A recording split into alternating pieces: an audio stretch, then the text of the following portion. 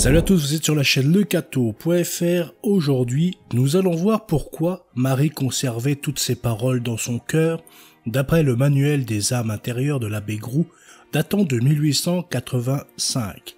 N'hésitez pas à partager notre vidéo, à déposer votre puissant pouce bleu et à laisser un commentaire.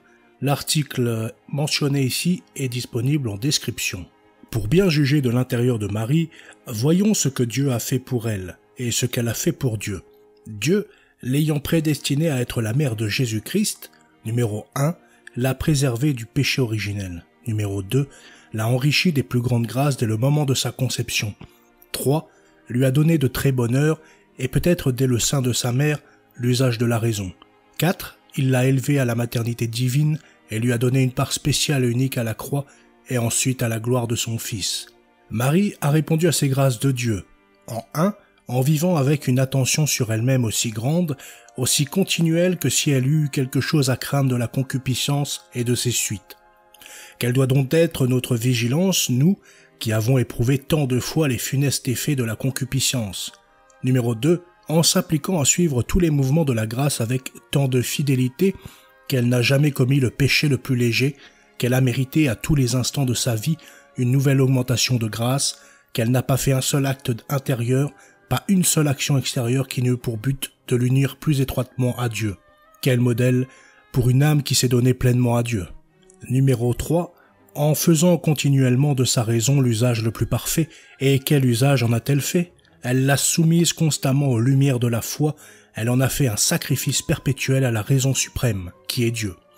Elle ne s'est jamais permis un seul raisonnement sur les desseins de Dieu et sur sa conduite à son égard, quoique cette conduite fût pleine de mystères et de contradictions apparentes.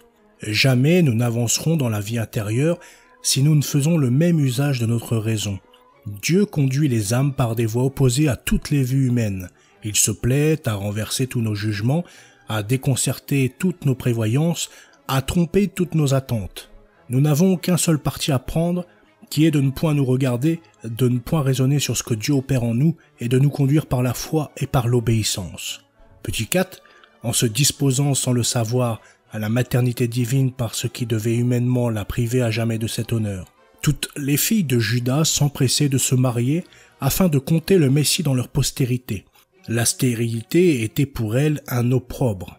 Marie se croit indigne de prétendre à la qualité de mère de Dieu. Dès l'âge le plus tendre, elle se présente au temple, elle y consacre à Dieu sa virginité et, selon les idées de sa nation, elle renonce pour jamais à la plus haute prétention des personnes de son sexe et de sa tribu. Ce n'est pas en aspirant à de grandes choses, en concevant de grandes vues et de grands desseins, qu'on parvient à la sainteté, ni qu'on se dispose aux desseins de Dieu, bien différents des nôtres.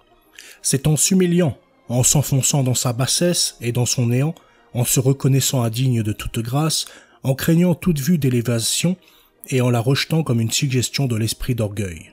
Quant à la croix de Jésus-Christ, Marie y a eu une si grande part que depuis la naissance de son fils jusqu'à sa mort, elle a ressenti le contre-coup de tout ce qu'il a souffert non seulement de la part des hommes, mais de la part de Dieu.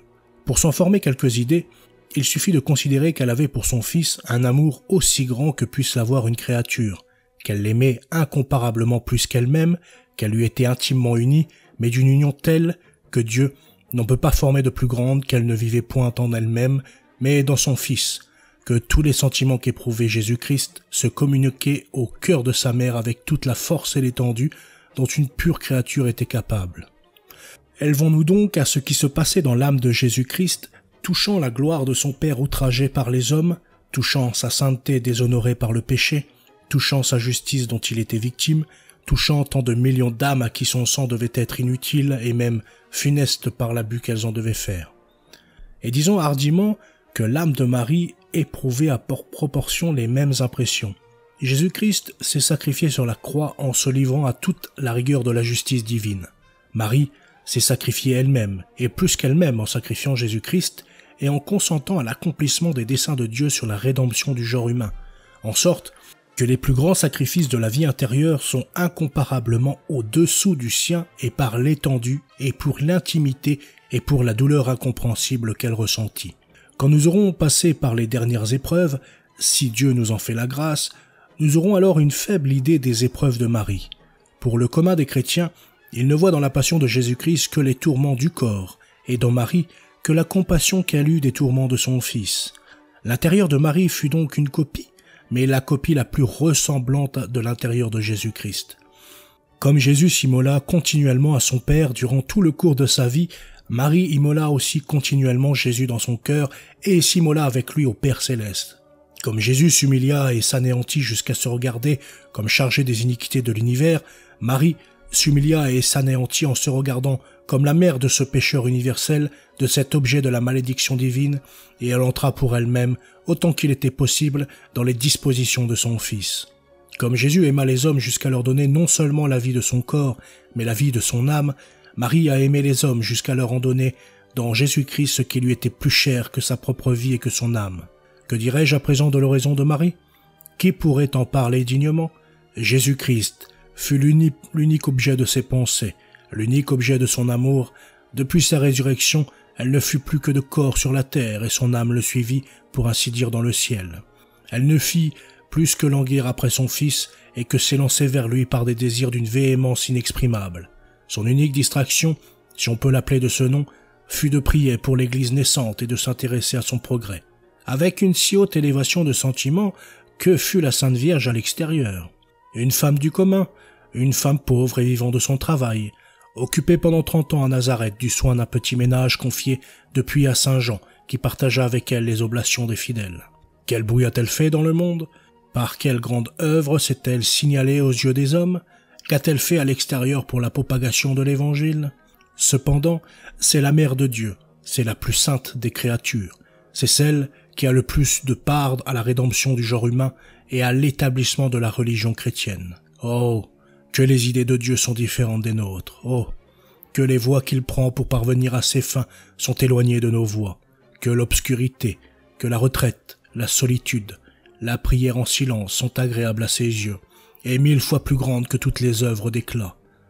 Oh, que c'est être tout devant Dieu que de n'être rien, de ne prétendre à rien, de n'aspirer qu'à être ignoré, oublié, méprisé, regardé comme ce qu'il y a au monde de plus vil et de plus abject.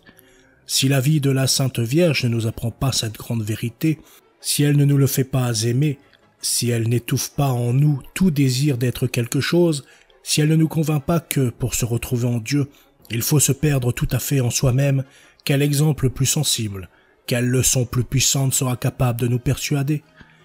Jésus et Marie démontrent à tout chrétien que Dieu ne tire de véritable gloire ici-bas que de notre anéantissement. Il nous démontre encore plus que, plus on a été anéanti sur la terre, plus on est grand, heureux, puissant dans le ciel. Quelle est donc la solide dévotion envers la Sainte Vierge? L'imitation de son intérieur, de ses bas sentiments d'elle-même, de son amour pour l'obscurité, le silence, la retraite, de son attrait pour les petites choses, de sa fidélité à la grâce, de la simplicité, de son recueillement et de son oraison, dont l'unique objet fut Dieu et sa volonté, Jésus-Christ et son amour, du sacrifice continuel d'elle-même et de ce qu'elle aimait et devait aimer plus qu'elle-même. Demandons-lui donc tous les jours qu'elle nous serve de guide et de modèle dans la vie intérieure, et qu'elle nous obtienne les grâces qui nous sont nécessaires pour répondre aux desseins de Dieu sur nous. Ces desseins sont certainement des desseins de mort et de destruction. Voilà, c'est tout pour cette vidéo. J'espère qu'elle vous aura plu. Je vous souhaite une très bonne soirée. À bientôt. Salut.